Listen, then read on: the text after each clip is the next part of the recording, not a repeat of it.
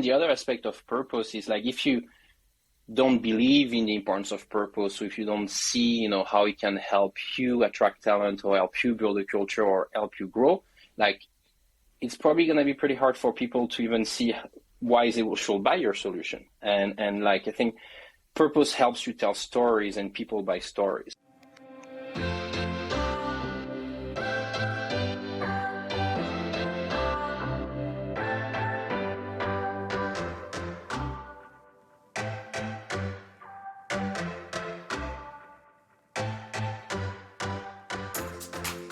Hello and welcome to the Unicorn Leadership Podcast. This is where we interview leaders on their journey of building high-performing teams and becoming effective leaders. We learn about their insights, their tools, their mistakes, and their stories of triumph in how they got to where they are today. My name is Fahad Al-Hattab, and I'm the host of this podcast. This podcast is brought to you by Unicorn Labs. You can learn more about Unicorn Labs, where they transform managers into leaders that create high-performing teams that scale, all through unicornlabs.ca. I'm really excited today because we've got a great guest with us. Today's guest is Florent Schmahl, the Chief of Staff of Growcer. It's an agriculture tech company that's empowering communities to grow fresh, hyper-local produce year-round through hydroponic modular farms. I got to tour some of their farms, the hydroponic farms, and it's a really cool experience to see how they produce, how they grow produce all year round in these shipping container like farms. Florent grew up in the French Alps and surrounded by farming, and after a decade of e-commerce and tech, he returned to his passion for food. And excited to share this conversation with Flo because of his experiences and passion for building mission-driven teams. And that's really the topic here: the importance of having a purpose as a leader and as a company, as a team, as an organization. It's interesting because sometimes it feels fluffy, and sometimes we talk about purpose or missions as part of companies, and you get some eye rolls and you get, yeah, well, for sure we got a mission and purpose, but as a business we also got to maximize stakeholder value. You got to bring in money, you got to bring in the funds. Can we have purpose and profit? And if we look into a lot of the work that's been done by some of the most effective companies in the world, we see that they do balance those two dynamics. And Jim Collins actually writes about it in Built to Last and in Good to Great. He talks about the duality of purpose and profit, our ability to not chase one or the other, but to dynamically chase both simultaneously, but not letting either one win. Not going to purpose so much that you become a nonprofit, but not becoming so profit focused that you lose your purpose. But it's the dynamism of being able to hold both. But perhaps the question is why? Why have this purpose in the first place? And I think more than ever, uh, teams are realizing the importance of it because of the world that we live in an abundant world, in an abundant economy where tech jobs are available and talent is hard to hire. And perhaps that's been flipped a little bit or corrected in the recent economic situation, but there still seems to be an abundant need of tech talent. When you give people choice, they start to rank priorities. It's interesting because when you speak to some older generations about the changes between this generation and the next, right? What millennials want or what Gen Zers want, they'll often mention this idea of purpose, or they want something meaningful. But back in the day, we took a job that fed us, and we took a job that was able to provide what we needed, and that was enough.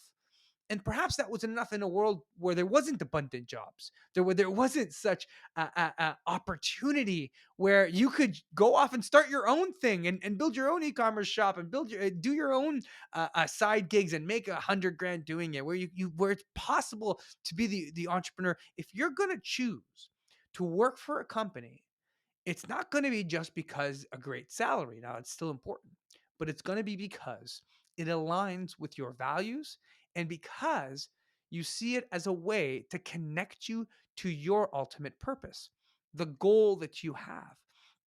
Now, a lot of folks are still searching for their purposes. So they jump around from jobs trying to find problems they really care about until they find a company that's working to solve a problem that really invigorates them. And that's where this gets interesting. Companies have to try and uncover that purpose. And often the purpose can come from the founders, the original reason they came to create the company. Sometimes part of the original reason is is the profit, right? It's the opportunity, the market opportunity. And there is absolutely nothing wrong with that. You need the economics of the market to actually be able to successfully create a startup that's going to scale. But can the founder and the leader tell a story about why they chose to start the business? What goal did they have? What problem were they trying to solve? And so often we say that we tell people they need to know their why in order to succeed, but I also want you to understand that whys are slowly uncovered. For a lot of teams, they might have a why that's clear right now, or maybe it's a little fuzzy. It's it's a little bit like a fossil. We've got to dig it out. We got to slowly dig it out and take time to refine our whys and figure it out, and we'll find the language, but we need to explore why we're doing what we're doing. And that's really what we get into in this conversation with Flo, how he found his why, how he found his purpose, and how he uses purpose to really drive opportunity with Growcer. So let's hear another quote here from Flo to get us going. I started to, feel a lack of purpose in the why I was applying those skills toward to, and I really wanted to, take a step back and realize and understand where I wanted to go. And you spend 70% or so of your, awake time dedicated to work, whether it's for yourself or for a company. And so it felt, that the natural evolution was to put that 70% of time towards something that was resonating with me personally, something I could be proud of, and something I could, look at what I accomplished at retirement time, whenever that happened, and see, I had an impact in something I care about. In this episode, Flo and I discuss on how you can reframe purpose into more manageable, bite-sized chunks. How to help your team do the same through frequent reminders of the mission that you're on together.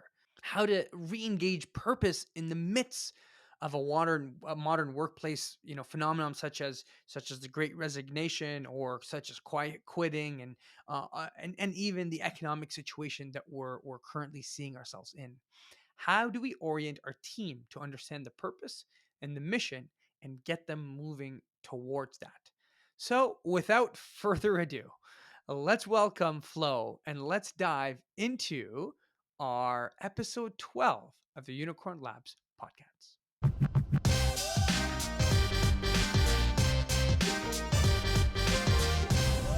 Hello, Flo, and welcome to our Unicorn Leadership podcast. I'm really excited to have you here with us, Flo.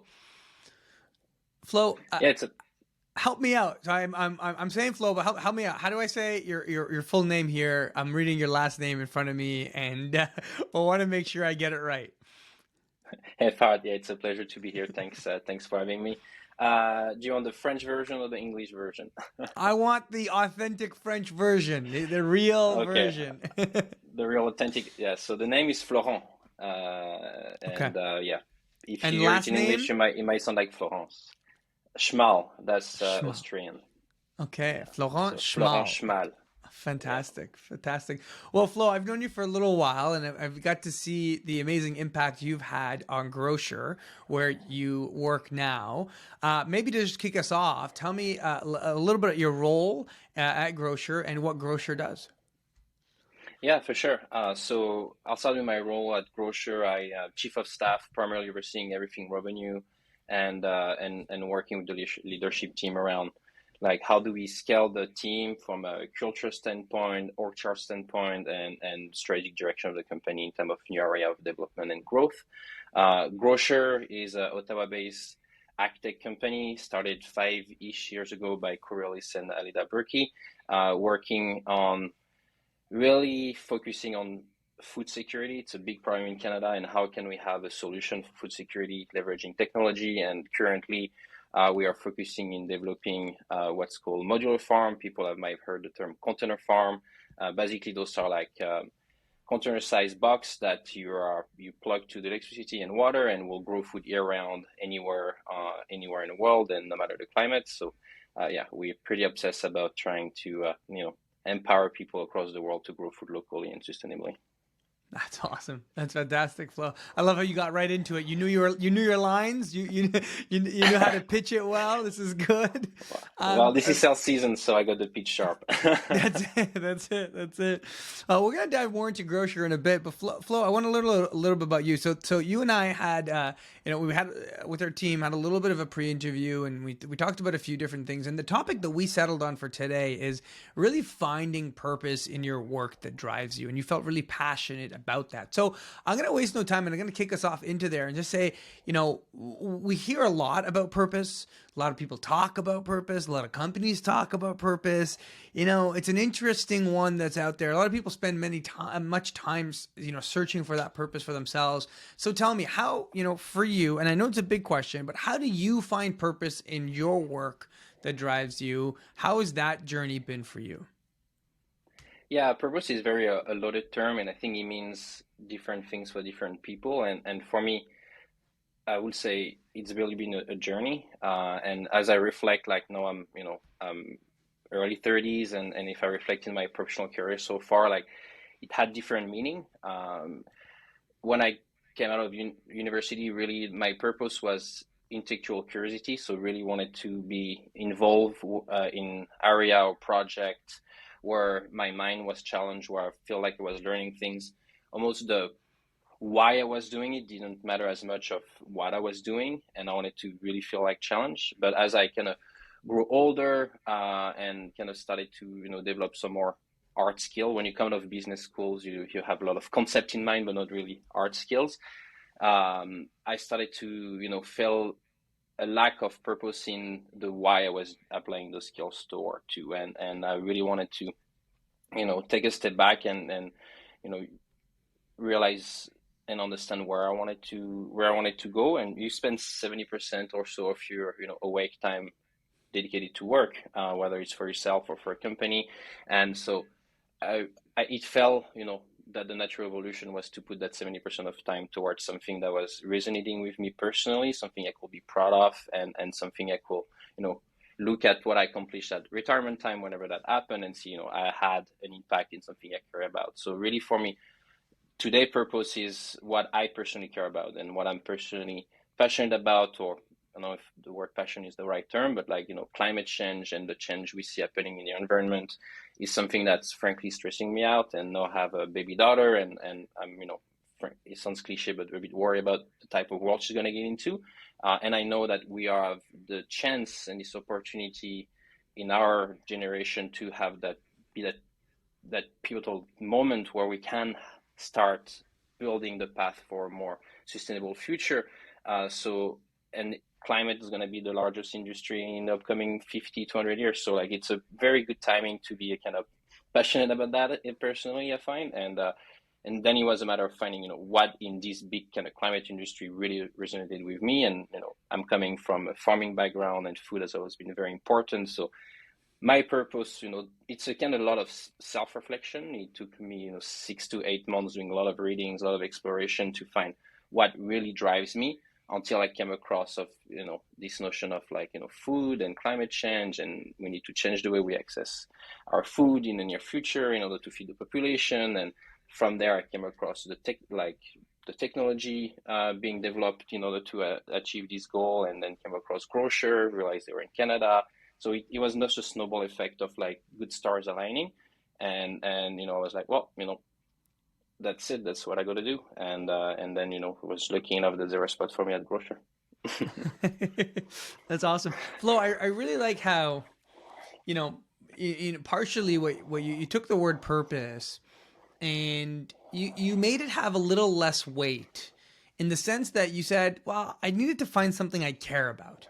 Because I think sometimes when we think of purpose, people think like we need to have a singular purpose, right? What's the purpose I live my entire life for?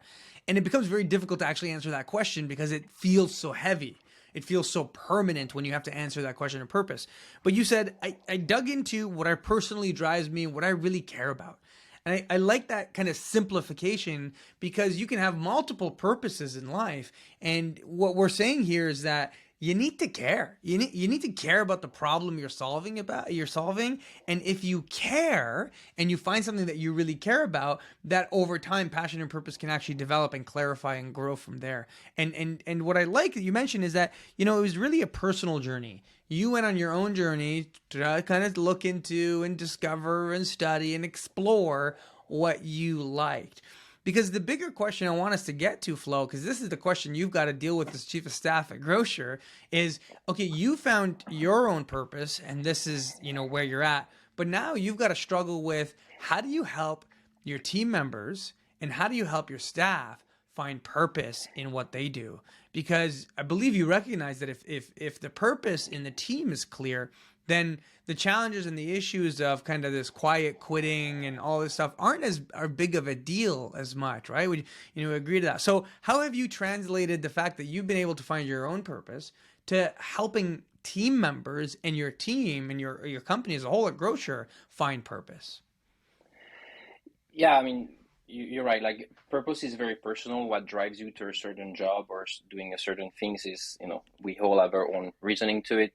Like for me, it's climate change. The other day, I met someone and he's in ecom and ad space, and he was saying, I found my purpose because I love Mad Men and I love ads, and that's what gets me, and I'm super excited about it. So like and it was cool because like I'm not interested about it, but I definitely respect his passion for it. So when we have team members coming in at Growcer, I would say we have this chance that the mission speaks for itself, and like 90 percent of the time when I interview people, like they mention proactively that they applied. I'm talking to them today because they resonate with the mission.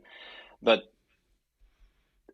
what's really important is we want to make sure that maybe first impression that they get during the moment they like apply stay true when they're onboarded and they are maybe 3, 6 to 12 months down the line. And the mission is important, and making sure like the company's line to mission is important, but really checking into what then individually like people are driven by and what get them going every day is really important. So I think getting to really know people drivers is really what helps you, and that takes a little bit of time, and that's really where the role of a manager really is like, don't take, especially if you're like a mission driven company like groceries, like don't take for granted that people are here and they this is the only reason that get them going in the morning.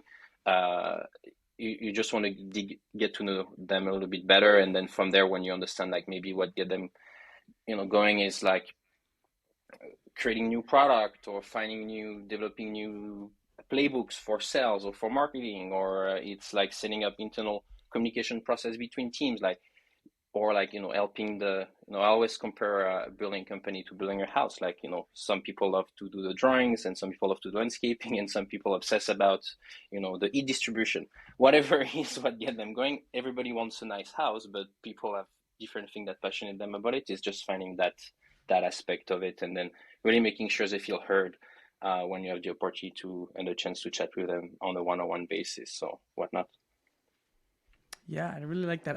I like how you've pulled in the mission here, right? And you said that fundamentally, Grocer's mission has been what's loud and clear to attract the right people. So, Flo, give me what is Grocer's mission? I mean, I expect you to have it Yeah. word for word, but what is like for our audience here, who's listening? What is Grocer's mission?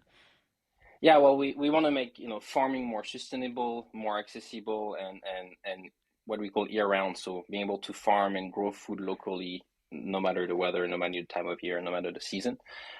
So really, when people come or apply to Grocer or are interested in joining Grocers, like I really like this idea of like empowering folks to grow food locally, sustainably, and making it accessible for them. We do a lot of work with and we're really grateful for the work we do with Indigenous community across Canada that really help us understand, the disparity and the discriminations there is in accessing food within Canada as well. So people are very sensitive to that, and for some team members, it's the main driver for them. So that's the mission Yeah. we are on at Growcer, and that seemed to resonate with a lot of people in the team. Yeah. I think companies who can have such a distinguished mission have a clear advantage in being able to motivate and attract the right people, because it's, you're clearly stating what you stand for. And I think it's key here, just for the nomenclature, I think for people to understand, we've done another episode where we talked about vision, and vision is really about where you want the company to go, where do you see things going, what does the world look like in 10, 20, 30 years because of your company. But mission, or purpose in this case, is why you do what you do, right? Why is it that we're going to get together and work? And it can't be purely around, making money. It can't be purely around, improving shareholder wealth. And it's not to say that making money can't be a driver, because it obviously is. It's why we're not running a charity and we're running a for-profit business, and you are still running a startup. But it's the profit and purpose, that combination of the two, that you can find a gold mine. If you're able to actually create that, it's really powerful. So, Flo, what would you say to companies that are struggling with that? Because maybe their business, why they do what they do, isn't as clear cut. It's not. We're not in farming. Maybe we're a marketing agency. Or maybe we do fintech and we help businesses better understand their numbers, right? They struggle with real purpose when it's not like we're helping people create food and we're helping people live sustainably and we're fighting climate change, right? Which feels like a big mission that we can really rally behind. Sometimes people struggle with a purpose because there's not a clear connection. What do you say to those companies? Should they invest in trying to understand a purpose? How can they go about, really clarifying that for their team and their staff? Yeah, I mean, purpose is important, I think, in any organization, regardless of its mission. And it's in the example we share with the company I'm working at currently, the alignment between purpose and mission is clear. But prior to joining Growcer, I was in a marketing type agency, and so there is probably nothing less sexy to the outside world than building and selling ads. And I found a lot of purpose and passion doing it for 4 years, and we built a team and we had to acquire talent. And what I found being kind of the anchor point, or the guiding pole that people were able to gravitate and resonate, or at least resonate around, was having a leadership team that was obsessed about the problem. Almost no matter what you are trying to accomplish or what is your day-to-day looks like, or what you do for your job, being able to, as you just said earlier, understanding the why you're doing it really helps people really get together and rally behind the cause. So at my previous organization, the company was called Shoelace, and the problem that the founder was obsessed about was, ad sucks. And for lack of a better term, we get bombarded with ads all over, and we really have a negative appreciation for them. If I ask you, Fahad, do you like ads? Your first answer might be just no. But most business today, and most e-commerce business, most SaaS, everybody depends on ads to grow. So making ads relevant for the audience was really kind of the problem we were obsessing about. And that's really what we were using a lot in the culture, in people, and in our hiring funnel. If you have the hard skills for ad, you understand the notion of ads, but you think the way ads are being kind of done and created today kind of sucks. You join us and we're gonna try to make it better. We made stickers of it, and we were we were pretty kind of proud about it internally, and kind of people felt like they were on this mission to make ads sucks less, and that was kind of their purpose. Yeah, I like that, Flo. I like what you just did there, because I think you've done another reframe. So you've had two reframes here. Your first reframe was, if you're trying to find purpose, find something you care about instead of making it feel so heavy. What do you care about? What pushes you? The other reframe you made is that, if we're struggling with purpose, why don't you just find a problem you really care about, a problem that makes you angry and pisses you off, right? That's a good friend of mine, JP. He's a founder of SparkPath. He has these challenge cards for students and people who are figuring out their career. And he says he wants to shift the conversation no longer about careers and finding a job or finding a career that you like, or even asking the question like, what is your passion, where people kind of like, I don't know, my passion is to chill and hang out and sit by the fire, right? Like you know, he said, what challenge or what problem do you really care about? Because if you identify a problem you care, maybe you care about the problems we have in our education system, maybe you care about climate change problem, maybe you care about poverty, maybe you care about disease control, right? Like there's different problems, a refugee crisis that we're having, right? Like if you care about a problem, then you can find careers around it that allow you to find purpose. And so you kind of flipped it there. Instead of finding purpose, is there a problem? Is there a problem that at your company that you really want to obsess over and is really important to you? I like that. I like that reframe. And the other piece that you brought up earlier, Flo, that I want to get back to is you said, you know, it's important that when they show up to the interview, they're kind of like, yeah, I believe in the mission. But then 6 months into the job, they got to know that there's actual integrity, that we actually work towards the mission and it's not just some bullshit that we talk about, right? Because a lot of times we have these values on the wall and this mission and vision, and it doesn't actually mean much and it doesn't show up in the work that we do. So I guess my question to you is, how do we create a purposeful environment? So what do you do in your rituals, in your routines, in the environment, in the work, the day-to-day that continues to bring the purpose up front? Because sometimes you're dealing with customer service. Sometimes you're dealing with supply issues. Sometimes you've got to, you know, and it doesn't always feel like you're moving the mission forward. So what do you do at your team to really bring purpose front and center for the team consistently? Yeah, no, it's a great question, and as you get into the weeds on the day to day, sometimes you kind of forget, what am I doing here, and why am I doing it, and it's really the role of the I would say that when you have a company that's well unified in a mission, it's like almost you have to rely on your co-workers to remind you the why, but I would say primarily is the role of the executive team or the founders to really remind people why they're all here and why they're working so hard, and like to me it's always been like really focusing on that like few little like keywords or that slogan that really triggers people. So at my previous job I mentioned like ads, stop making ad that sucks, and like when people kind of lost the reason why they're doing it, it's like, hey guys, remember, like we're not just an ad company, we a better ad company because we think all the other one are wrong, and here is why. And people are like, oh yeah, you're right, and let's get back into it. And like here, for example, like it's all about hey, it's hard, like if it was simple, people would have done it, would have found solution already to provide food that's sustainable and affordable for people no matter where they are. But like that's the challenge we're on, and that's the problem we're trying to solve. And we're probably the best team right now to crack that problem. So let's keep going.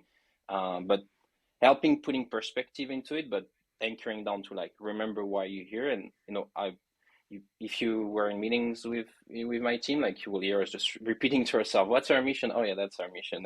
And then it helps also refocus when you have conversation, when things go on tangents and sideways, like why are we doing here? Like this is what we're doing, and people just ultimately there is no debate on that. Otherwise, you have to rethink your entire mission.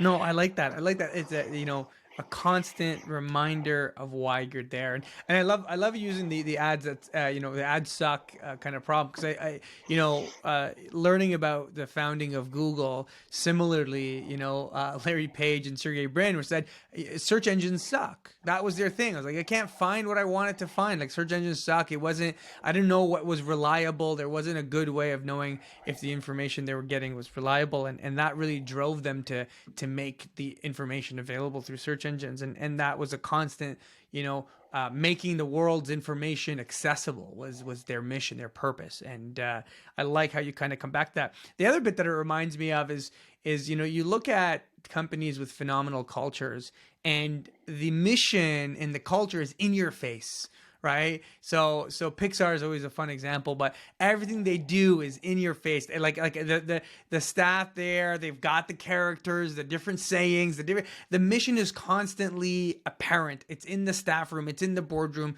You talk about it, you bring it up, and I think you said it there. We're reminded of why we do what we do by our own staff. So even as executives, sometimes when you forget, your staff are there and you're there. I think that's a tip for all our managers that are listening, or leaders that are listening, ask the question: why are you here? What's keeping you here? What is it that drives you? Because if we can help them uncover it by saying it out loud, we can also know it and help really hone in on it. So I really like that. So Flo, you've had a fun journey in life. You've traveled, lived in a number of different countries. You were a backcountry skier. I was told you got followed by a grizzly bear. So add a little bit of story here. Have a little fun. Let's get some depth here, Flo. Tell me about a little bit of life. Tell me about the grizzly bear. Where did that happen? Where was that? Well, it was pretty recent. It was one thing that I find really cool as you kind of age or get more experience, working, you get to understand and know yourself better. And I know a few things about myself. The first one is, I need to work in a place where I'm aligned with, the as we've been talking about, like the purpose of the work. It needs to resonate with me. I need to feel really passionate about what we do. I know I need a team that's like, very also kind of as stubborn and passionate as me about it. This way, we can stay focused on the goal and the price. But the other thing I also know very well is that I need to unplug. Like, I can work really hard, but if one or twice a year I cannot fully unplug and disconnect and get back into the in nature, like I'm gonna likely burn out. And when you have one or two burnout under your belt, you know how you start to be better at preventing them. So yeah, a couple times a year, my wife is kind enough to let me go on some, backcountry adventures. And back in May, I got the opportunity to go to Yukon and Alaska, doing some backcountry touring and camping in glacier and whatnot. And in a couple of occasions, we wake up in the morning, go do our tracks, go down our little mountains. And funny enough, each time we look back at our tracks, they were always the same tracks of grizzly bear, also in the same in the same in exact same spot. So it was clear that they were a hungry fellow there that was kind of looking to connect with us, and we just were lucky enough to just miss the appointment. That's awesome. That's fun. I love that. I love that you weaved in kind of the importance of being able to unplug. And, even when we're purpose driven, even when we've got a mission that we care about, we still got to be able to take some time away.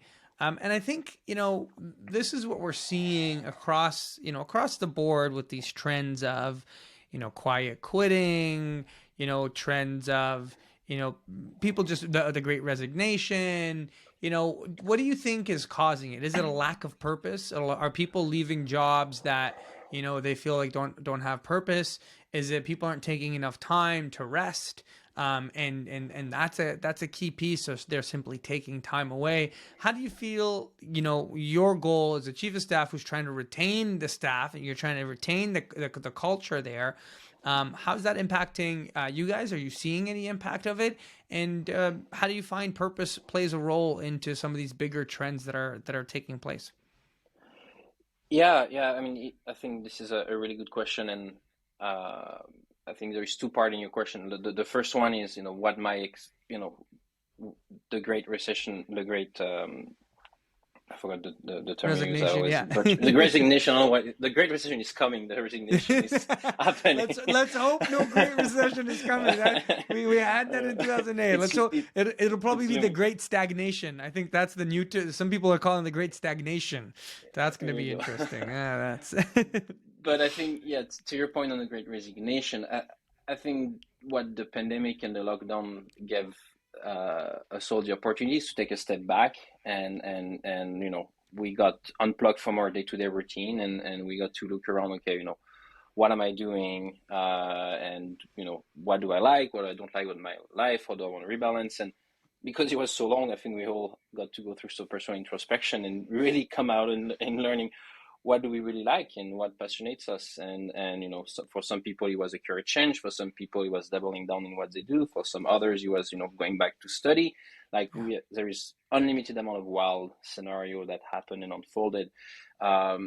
So I would say, yeah, that was mostly disability for once in a generation, or human, first time in human history, just we all had the opportunity to just unplug and take a step back, and then get back into it with a fresher mindset. And then I think Growcer, for us, we kind of started to grow very, very quickly start at the start of the pandemic. So I think, we mostly benefited from the Great Resignation. So like people applying or coming to join the team probably came after doing that personal work on themselves and saying, this is the next move I want to take. I've been very comfortable in this great job for many, many years, and it was really rewarding, but now I want to, add more kind of personal meaning to my professional life. And, that's why the sentence always here is like, this opportunity came at a great time for me. So if you unpack that, it just means, like in their personal journey, that was just what they were looking for. So I would say we kind of benefited from it. Then once again, we should not take it for granted, like, because also people have the time to really reflect on the lives they want to have. They also come with some expectation, and they probably they will be less lenient on or less willing to do compromise around how they want their life to go. So like if they trust you to join your organization and trust that this organization will help them reach a new stage or a new place in life where they want to be, like, I think it's the organization is accountable toward them to provide them with that purpose or that drive and that growth that they're looking for. So, and it's something we're realizing now at Growcer after we are now in the aftermath of the pandemic, thankfully, and you were there. We had this amazing retreat early in the summer. Is like, we have all those people that probably joined because they were looking for more like personal connection and purpose in work. Is that now how do we maintain that? How do we kind of build a culture around that? And how do we go to the next stage of growth? So frankly, at this stage, I think we are still figuring it out and learning. And the best way we I think we found so far is trying to be as transparent and with the organization being as, vulnerable in the area that we haven't figured out. So I always tell the team, we are a startup. We've figured out only 20%, and we have 80% that's still unknown. And this is probably where we're gonna fail and fail again and hustle through it. So yeah, I think if the mission is clear and if the communication is like, I would say genuine, people are looking for really genuine connection now. And if you have a genuine conversation with your staff, a genuine conversation with your colleagues, and the mission is clear, people should have some sort of, motivation and purpose going to work every day. Yeah. I think that you've married the two really well, right? Do we have genuine purpose behind what we do, and have we created space for relationships? Because after this pandemic, we're really, people want relationships. They want community of other people who are on the similar mission or similar purpose that they're on. And they're looking for those communities. And I think that speaks a lot to people, many leaders and companies, is that people are searching for community of other people who are solving similar problems. And they want that. They're coming to you. They're leaving other jobs to look for who's helping solve the problems that I care about, because that's what I want to join. And so put the problems that we're solving up front, up in center, so everyone can see this is what we're going after. And I really like that. So if we were to break some of this down into steps, Flo, right? So let's say I'm a CEO, I'm a VP of talent in our team. We've got some, clarity on our purpose. Probably needs another kind of session where we get everyone together, talk about some purpose stuff.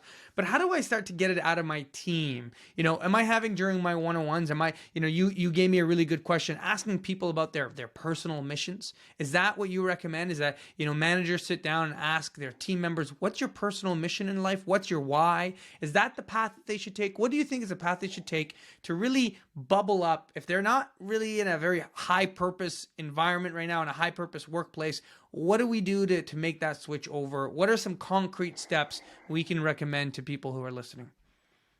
Yeah, I mean, I would say you probably have two scenarios. You have the scenario where, let's say, you are bringing new talent on board on your team, and you probably want to validate from the get-go during the first few interview that, like, here's what we're doing here. This is the problem we're obsessed about, like, and trying to assess the alignment between the individual and the company, and then, making sure that, during your, like, first 3 months, end of the onboarding period, like, do a check mark, like, we told you this was something we're obsessed about. Like, are we true to our words from your perspective? Does that resonate with you? How is your kind of passion toward what we are passionate about? Like looking like at this point, and never like taking it for granted, like always checking up with folks, like making sure that there's always this alignment. I know during performance review or one-on-one, like as much as I have the opportunity to, I ask people like, how do you feel about what we're doing here? Like, are you still clear on the mission? Is it still passionates you, drive you? Where is your kind of passion level at? And then I think the other scenario is like you already have a formed team and you're gonna realize that you probably have a good culture. That's why kind of keep your people together, but you're not fully sure where kind of this is headed. And then if you can count on a strong culture, you can probably just open up and be like, listen, remind them why you maybe started the business in the first place. Maybe that was 5 years ago, 20 years ago, and say, this is what I was an entrepreneur at some point and I started that business, and that's what, why we're here together today. And I want to refine that like initial kind of drive and passion and kind of build on it and set the path for the next 2 or 3 or 5 years to come, and work with your team to see what really kind of excite them. Going back to my previous role when we were kind of ads, saying that the ad sucks, like that's not something necessarily that the CEO came up with in that slogan. Like he was like, something was bothering him around, like he wanted to make ads more relevant, but like finding kind of that tagline that people really about. He was really, I remember during a team-wide meeting, we were, I think, exploring the notion of category design and what does it mean to like create a new category in a space, in the SaaS space and whatnot. And he was kind of playing around with this notion, like, ads are not personalized enough to people, they're bothering people. And then someone say, yeah, well, ads sucks, people hate them, and we're just here to make them better. And then people were just like, hell yeah, this is what. And then, I remember it was like a really energetic moment. And then from there, we just grasp on that on the people side and just like, this is what's gonna really be like, people should get tattoo of it. Everybody at Joint Community should get tattoo. So I will probably, Do you have a tattoo? Do you have a tattoo that says ads suck? No, I have a sticker on my laptop. That's as far as I was able to take it.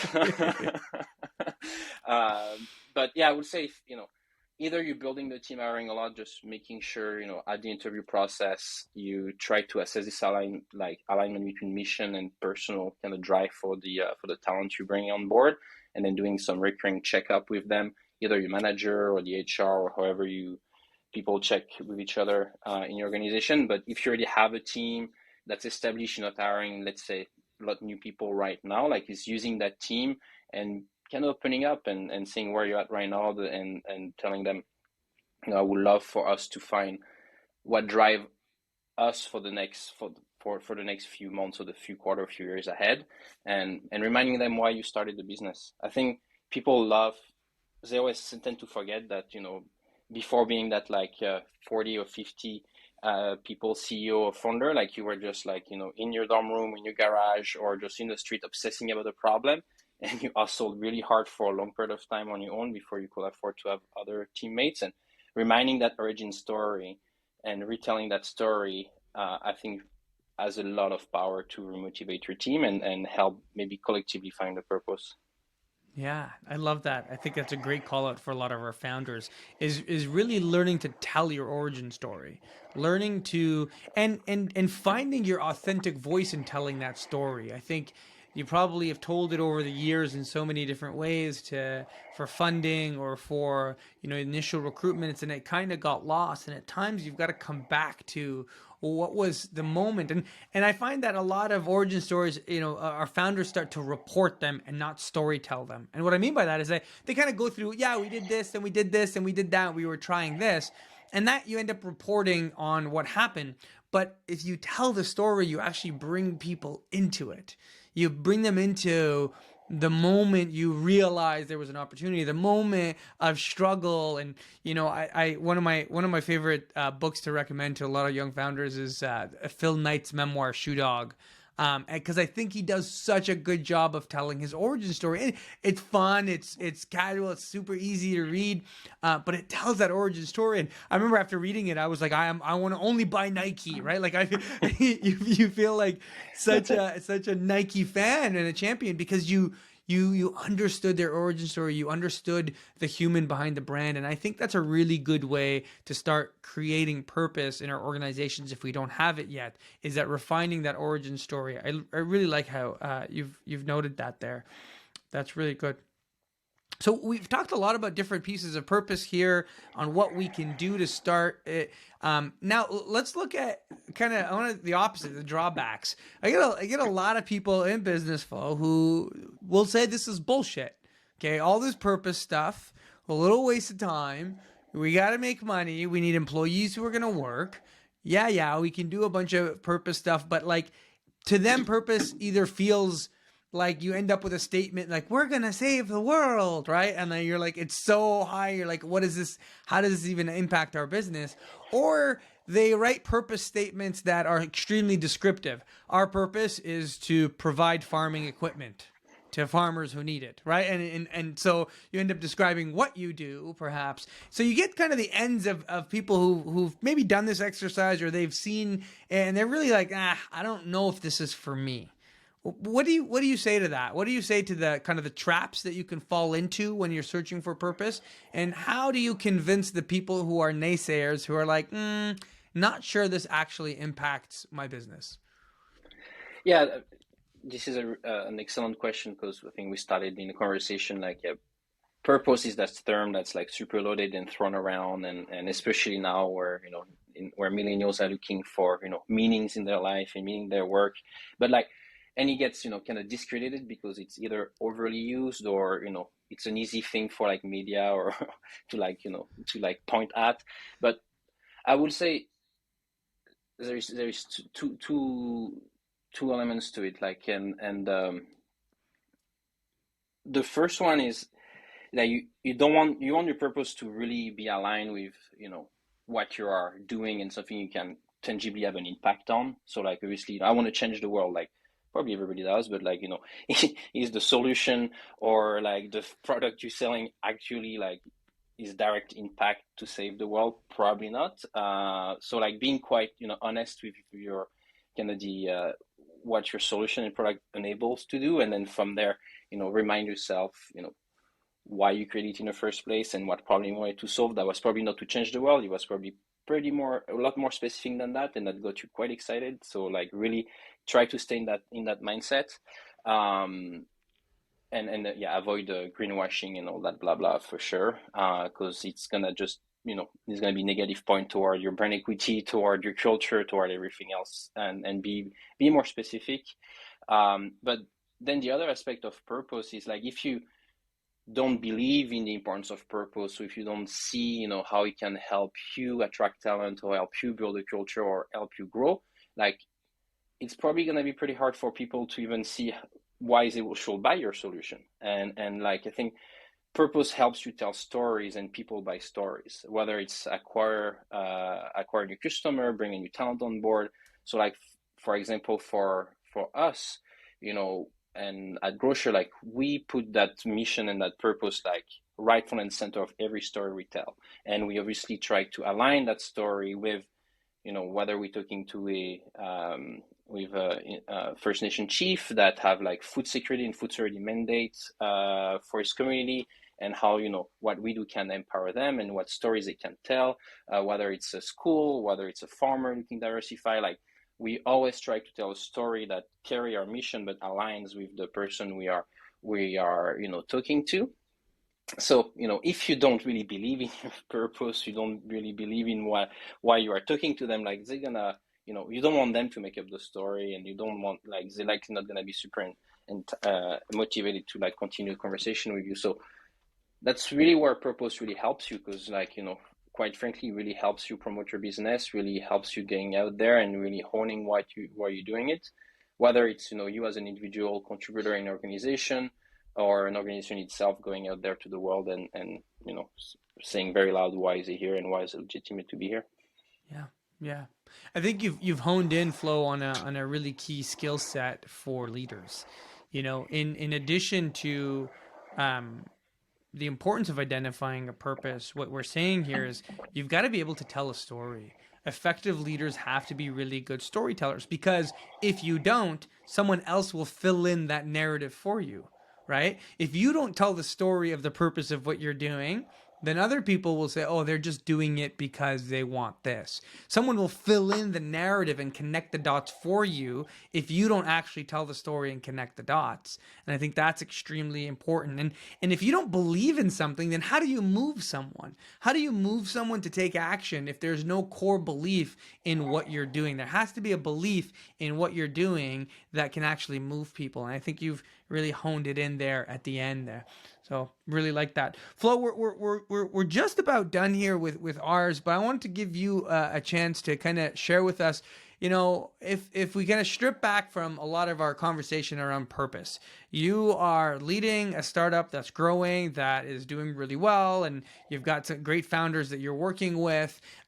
What is, some advice that you have for all our people leaders out there who are dealing with right now all the kind of environmental changes, the great resignation and quiet quitting stuff, overemployment also, and the looming recession? What's some advice you have for their leadership practice beyond just purpose? Because we've obviously spent the entire session talking about that.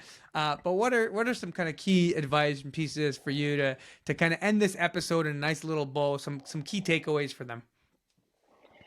Yeah, I mean, it's clear that, since 2020, we've entered uncharted territories with the micro and macro environment really changing. So we don't have the luxury to just look back on how others have done it like 3, 5, 10 years ago, to just draw from either example or just copy and paste what used to work will work again. Like everything has been shuffled around. So I would say it's really going back to the fundamentals. And to me, the fundamentals are, to build a strong culture is, be genuine with your team. Like, be, internally, you don't need to, it's not like you're selling to investor. You don't need to like put like, fireworks and nice makeup around, let's say, telling your story as a founder. Like, be vulnerable, be genuine.